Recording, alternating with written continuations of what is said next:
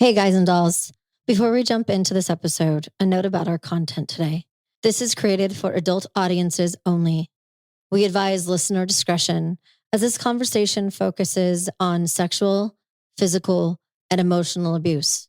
Might be a lot to take in, so if you need a breather, take a break and come back later. This is your Pain Game podcast, where we talk about the game of living in and with chronic pain and trauma, getting to the heart of how to heal. I am your host, Lyndsay Soprano. On this show, I plan on discussing with doctors, chronic pain patients, holistic practitioners, loved ones, and anybody that is interested in having their voice heard in the chronic pain and trauma world that we live in.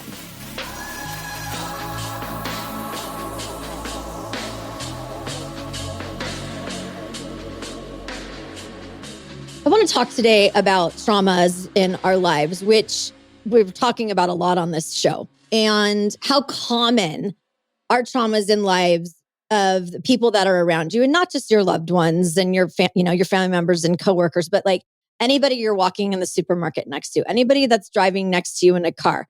They might be having a bad day and we get pissed off at them that they're having a bad day, but we have no idea why they're having a bad day. It could be any reason and it could be traumatic. We don't know, right? And I'm a zero judgmental human being. And so it's hard for me for people to treat others in such an unkind way without knowing where they've been and what they've gone through. And, everybody has been through something difficult and challenging, painful, and perhaps traumatic. We all just process these painful experiences and traumas a little bit differently, right? Because that's what we are. We're all different. God knows we don't need a globe full of me. Dear Lord. So, it brings up the question as to why aren't we cared for and treated like we are just that different, right? Like one type of therapy, treatment, pill, procedure, whatever, your team, your game plan, they do not necessarily work with the same for one person as they do another. And I'm tired of being lumped in this pool of, well, you're not normal because you're doing this way, or you're trying it this way. Like, bite me. So when it comes to being chronically ill and diseased, which you're going to start hearing me talk about diseased, we must start with our traumas.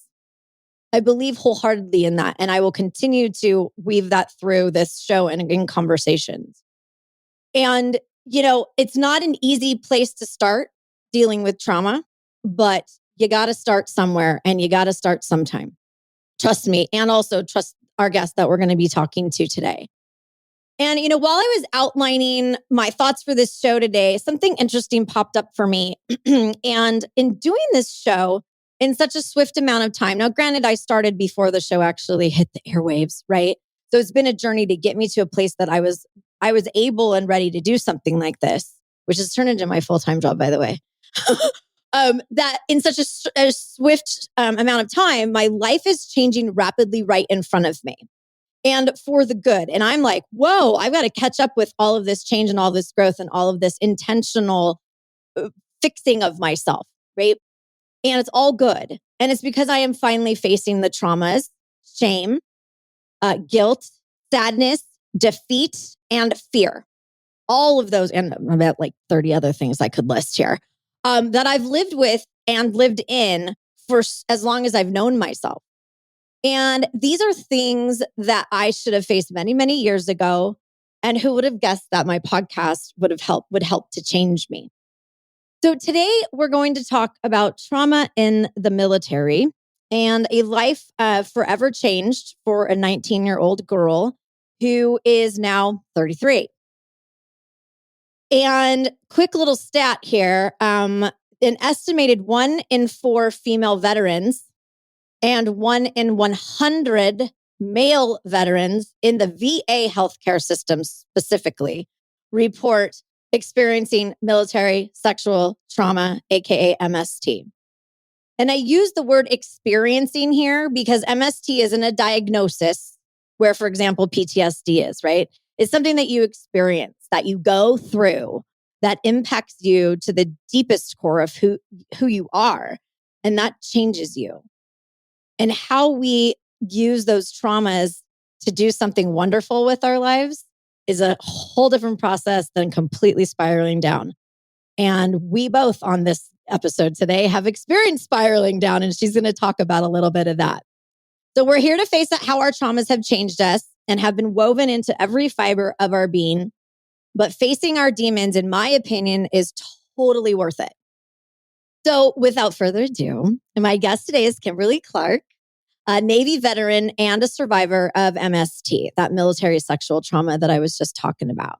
She was medically discharged from the Navy, has struggled with PTSD, severe drug addiction and alcoholism, and as well as just a cute little attempt at suicide that we can touch on. Yeah. And that's not all. Thank you for joining me today, Kimberly. Thank you for having me. Yeah, no problem at all. I'm happy to have you here. So you're cool with us talking about your journey, what happened to you, how you handle it, and where you are now in your life today? Absolutely. I'm 100% open and transparent. I love it. All right. Well, I'm rolling out the red carpet for you. I'd like to start with what happened to you in the Navy, how long you were in, and what basically kind of what kicked off this whole downward spiral that you went through in your life. Okay. Well, I started the Navy at 17 years old. I went right out of high school. I got stationed in Guam aboard USS Frank Cable, a submarine tender. And so when I got to Guam and saw my ship for the first time ever, it was almost like majestic to me because I'm from the country. I'm from Castor, Louisiana, where the population is about, I don't know, 600, 700 people. And so for me to get stationed at on a tropical island was pretty awesome for me. So I got there, seen my ship. It was majestic. I started making friends, mostly male friends, because I was kind of tomboyish, still tomboyish today. And so one night we had a party, which we usually do. When we worked, we got off, we partied. On weekends, we partied. When we went to different countries on Liberty, we partied. And so we was partying. I got extremely, extremely blackout drunk. Matter of fact, that the very first time I got blackout drunk, right? And I asked one of what was supposed to be a friend of mine to take me back to my room, back to my barracks. And he took me back and he raped me. And so I don't remember, I remember flashes of what happened, but I don't remember everything. But the one thing I vividly remember is, him being, on top of me saying, man, I shouldn't be doing this, but she won't let me do it any other way. And so, Oh, right, right. And so that day changed my whole life. It changed like the whole trajectory of my career, my life, right? And so I didn't tell anybody immediately. I got to this stage of depression. I was just so depressed, full of anxiety. I was so anxious all the time, and my friends noticed there was something different about me, right? But I didn't know what to do with myself. That's the only way I can explain that. I didn't know what to do with myself, right? And so I ended up telling one of my other friends, and he ended up confronting the guy. He confronted the guy one night. Him and 7 of his friends went to his barracks, went in front of the barracks, told him to come outside, confronted him in front of everybody. Of course, he denied it. But yeah, it got back to my chain of command. My chain of command had to do something about it, right? And so I ended up having to talk to NCIS every day for months, right? They had me wear a wire to go talk to the guy to try to get him to confess. They had me call him on the phone with the wire, with the phone tap to try to get him to confess, and he never confessed, right? And so like none of that was working. None of it was working. I wasn't working. I was talking to these 2 men, as a matter of fact. So the people they had me talk to at NCIS were men. Like there was no woman there. There was no woman present.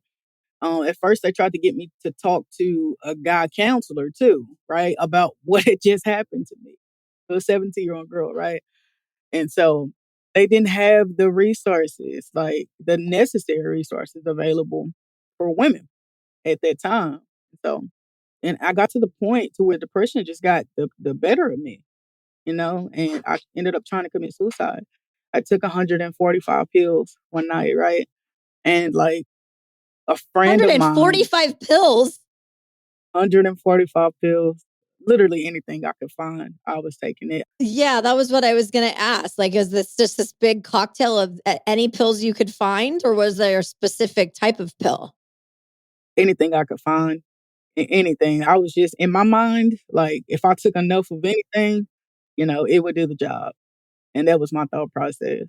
And so like, but one of my friends came to the barracks and found me in my room that night. And thankfully, because I mean that's what saved my life. I ended up, having to get my stomach pumped and stuff, went to the hospital, and it was a super downward spiral after that. Because after the suicide attempt, they medevac. Yes, that is a super downward spiral for sure. Absolutely. Yes. They medevaced me back to San Diego, to Naval Medical Center Balboa after the suicide. And so what happened after you got down to San Diego? Because you were medically discharged, correct? Yeah, I was medically discharged. What did they have you doing during that process of getting medically discharged? You know what?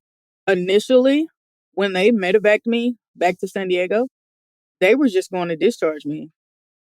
They were going to give me a general discharge. But I kept having to go back to, I guess what you call it, a psychiatric unit on the Navy base. I kept having to go back and forth there. And so that's when they decided to give me a medical discharge. But initially, after the MST, they were just going to discharge me. They wasn't going to try to, Thank you continue. for your service. Right, exactly. But goodbye. you know? Yeah. Yep. Bye-bye. Okay, so you're going in and out of the psychiatric unit there. So how long did that go on for? What were they having you do? It went on for about maybe like a month or so. Like I was at the big Navy base at first. And so I would go out, try to do normal things, couldn't do normal things, right? And so I felt like I had to like go check myself in, right? And so while I was in there, we would do, classes like healthy relationship classes, anger management classes, art, things like that. But the reason why I kept going back is because I felt like, I guess, the camaraderie in there, because everybody has something going on with them. And I didn't feel like I was the only one that had something going on with me. Or I felt, different around everybody else when I wasn't in there. Because I didn't know how to deal with what happened to me. And like the Navy wasn't providing any resources to try to help me go through it. They just kind of took me to the big Navy base, and that was it. I was getting discharged. And they didn't even directly tell me I was getting discharged. I had to find that out on my own, that they were trying to discharge me. So, and you kind of brought up a topic that I was going to ask as well about the services that you did or did not receive. Has anything changed in reference to you getting help over the years from the VA and from the military? Somewhat. It's somewhat changed. The VA is kind of really, really, really behind when it comes to women veterans, right? So within the last 3 years, Shreveport, Louisiana, just got the women veterans building just for us, right? We had like maybe 3 or 4 different offices in the main hospital. We didn't have our own separate thing to where we could go and just feel safe, right? And so they, within the last 3 years, they're just now putting more thought into, hey, women veterans should have their own thing. They have different issues than, the male veterans do. And so they definitely need to be able to come to the VA, feel safe, and have their own set of resources. And this just happened within the last 3 years. And so it's somewhat changed. They're trying to get better, but I mean they're like way behind the power curve. Yeah, well, we're way behind in a lot of things in relation to women. Right. Don't really care so much about our bodies, do they? And not just that, just our spirits. Yeah, our spirits are just broken and we're just stuck, like, okay. Yeah, It's agreed. almost like the title of your book. She has a book, and we'll talk about that as well. But stuck between pleasure and pleasing God, like that is exactly where you were. And it's interesting in having read it and talking with you that the word stuck is just a perfect word for that because you're like being pulled by both parties. Like Yep. okay, so that makes me so mad that we're talking just 3 years ago that we had a safe space in the VA for you and everybody else that has gone through such a traumatic event like that. It makes my heart break in a million pieces and also makes me really effing mad. Like I don't understand it. And somebody that's been through sexual trauma myself, I'm just scratching the surface over the past like 2.5 years of how much that has affected me in my life and decisions that I made. And you bring up, your struggles with sexuality, promiscuity, God, alcohol, and drug abuse. I mean, all of that you bring up, and it's pretty cookie cutter with a lot of people that have had experiences like yourself. And it's Yeah. sad that this is what happens after we get sexually assaulted, guys. And this is what happens. So okay, you're down, you're in the base, you're not sure about what was happening with your discharge. So it took 6 months for them to actually follow through and get you done, get you out of there. And then after that, where did you go? What happened to you? Yeah, it took about 6 months for me to actually, like, just fully get medically discharged out of the Navy. But, like, right after I went to big Navy and found out, that I was getting a general discharge, having to go back and forth to the psych ward, and then they finally putting me on an actual medical base, Navy Medical Center Balboa, to where I was around all the other branches, Army, Navy, Marine Corps, Coast Guard, Air Force, around all those people who just, came home from war. They lost limbs or had traumatic brain injury, things like that. They put all of us in one spot. And so that's when, they was like, hey, she has PTSD. We can't, discharge her without giving her a medical discharge, or basically she'll be able to sue. That's when they decided to give me a medical discharge, right? They let me out with 50% disability. So I got out, I came back to Louisiana, and within like the first month, I was introduced to crack cocaine by family members. Um, my aunt, she told me, she was like, baby, this is crack cocaine. And like the way she introduced me to it was like she was introducing me to a person. And so I tried it. She didn't want to allow me to try it at first, but when she found out that I had money, she was more easy about me trying it, right? She was okay with me trying it after that, after she found out I had money. And so I tried it, immediately got hooked from it, right? And then that started a 10-year addiction. Wow. That's a long time to be doing crack cocaine, my darling. Right, right. So, okay, so you've got 10 years of just completely spiraling out of control. And did you have moments where you came up for air and kind of thought, what the hell am I doing? And still just went back down? Oh, absolutely. Absolutely. Like in those 10 years, I think the most I had got sober was like a year, right? And I was working on a year before I met my ex-husband. And relationships has always been like trigger for me. It's always been like my downfall because I didn't love me. And so I couldn't allow anybody else to love me either. And I always picked people who were, manipulative or narcissistic. I wanted to be loved so bad. I took it any way that I could get it. And I ignored red flags. I ignored everything. And so relationships has always been the number one reason why I would relapse and go back out, because I would meet those people who would intentionally hurt me or intentionally take advantage of me or manipulate me. And it would take me from feeling like I deserve greatness, I deserve better, to, man, like, why do I keep meeting people who taking everything from me? Well, because it just makes me sad, and it makes me sad for your friend too. It makes me sad that anybody is even having to have this conversation. I mean, it just is. And it's gotten heavier and heavier with each day that I'm doing this show because I'm finding more and more and more of you.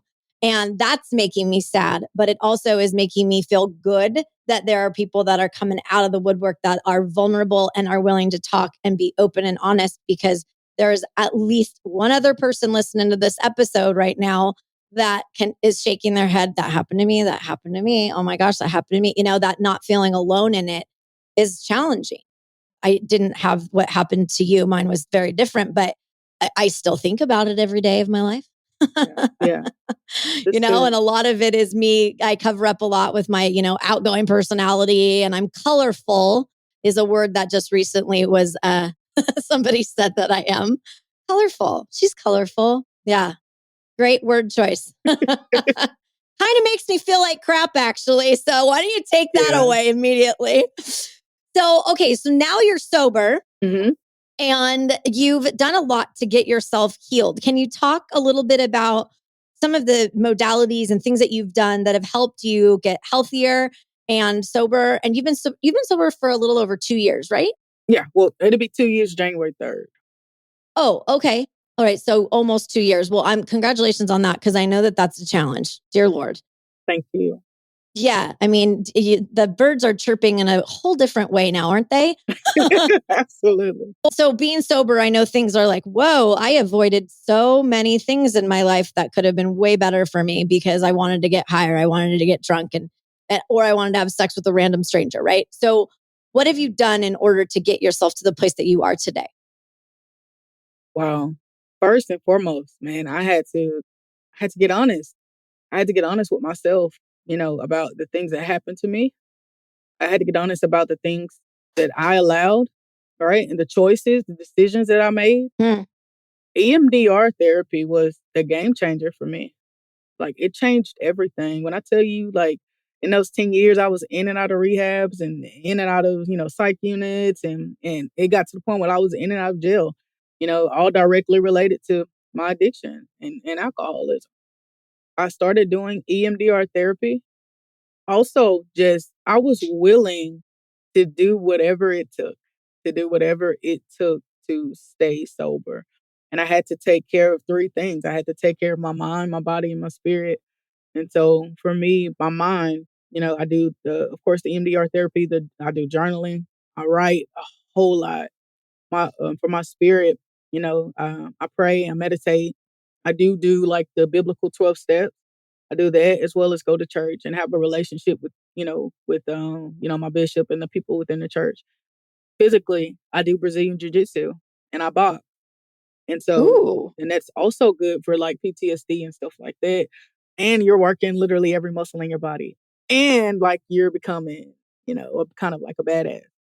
And so I thought that was pretty awesome. I'm pretty sure you're a badass with or without jiu-jitsu. Yeah. I love that, though. That's awesome. And EMDR comes up a lot on this show, actually. And there was an episode that I did prior in relation to something called ART, which is accelerated resolution therapy. It's similar to EMDR, but it's less talking. I've only done one session. I 100% got something significant fixed in that one session. Like, I'm mind boggled. And then a second thing that came up also, and I'm not going to mention them because I'm doing an episode about it. So this is a teaser, but it really is powerful. And do you still do it? How often were you doing it? And do you still do it? EMDR, that is. Yes, I did it like once a week or twice a week for a year. Yeah, because I had to go back to, childhood trauma all the way up to, military and, through the active addiction stuff. Oh, yeah. Yeah. So once or twice a week for a year. And I do it now, but we're down to I go see her once every 2 weeks. I'm sorry. Okay. Well, that's a lot. And can you speak to has the military helped and the VA, have they helped pay for EMDR, or is that solely just straight out of your pocket?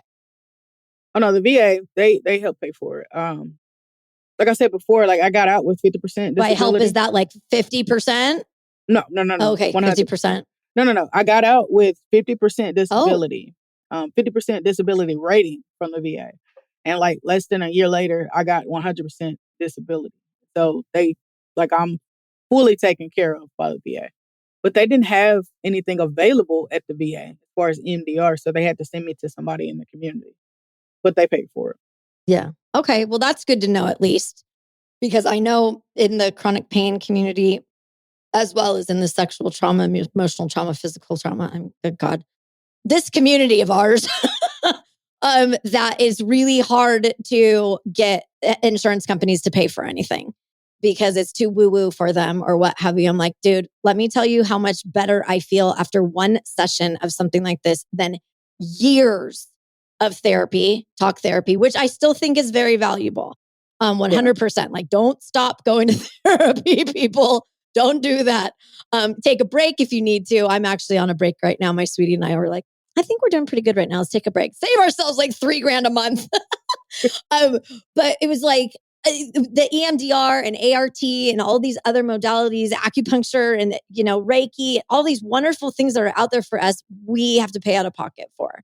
And it just drives me batshit crazy. But I'm happy to hear that that's working for you. And I'm haven't heard one person yet in my life tell me how much that they've done it as much as you. So that to me is amazing that you're continuing to heal through that process. That's awesome. And I mean, I know we all have coping mechanisms of how we get through things. I make jokes at everything. That's how I get through my life. Not everybody appreciates it, but live in my body and then you can talk to me later about it. Okay. So now you've written your book, you're doing motivational speaking, you're doing all kinds of things. Can you talk to us a little bit about what you're doing to try to help other women and our youth overcome their traumas and help them heal? Absolutely. I do things, also like this too, coming on podcasts because, this has a lot of reach. It goes to a lot of people and I want other people, as many people as possible to know that they can heal, and they don't have to suffer alone, even if they don't feel comfortable talking about certain things. Hey, I'll be their voice. I'll talk about it for us. You know what I mean? But let's heal from it. And so not only that, but, I do the motivational speaking as well. I do go to different youth events, as well, like churches, different conferences, things like that. I do have a business, Motivation from the Heart LLC. I'm starting to do coaching that's actually going to roll out in January 2023. Do one-on-one coaching for women who want to, turn their hurt into healing, right? And so I'm also the state leader of a national nonprofit, Mission 22, and we raise awareness for the veteran suicide. 22 veterans that commit suicide every day. And actually, the VA was underreporting that number, so it's actually doubled within the last year or so. 44 veterans that's committing suicide each day. Wow. I talk to anybody about, my story and just, let them know, hey, people get through, people overcome. And I know if I can overcome, you can overcome too. So definitely any chance I get. I, I I love you for that. And turn your hurt into healing. I love that statement because I and I don't want to turn this on me, but I'm going to for just a moment because I feel like Yeah. that is what I'm trying to do here is turn some of my hurt as well as your hurt, royal you for the audience into healing. And I believe as woo woo or weird as it sounds, it feels like this is my calling and I'm going after it like gangbusters because if I can help one person, I've done my job and I love the feedback that people are giving in relation to these people I don't know are just like, I just listened to this episode and I don't want to bother you, but blah, blah, blah, blah, blah. And I'm just like, it makes my spirit happy and it makes me joyful. Even hearing the sadness that they've gone through, but that that they've survived. Sometimes they're not thriving. I mean, we all have our days where we suck.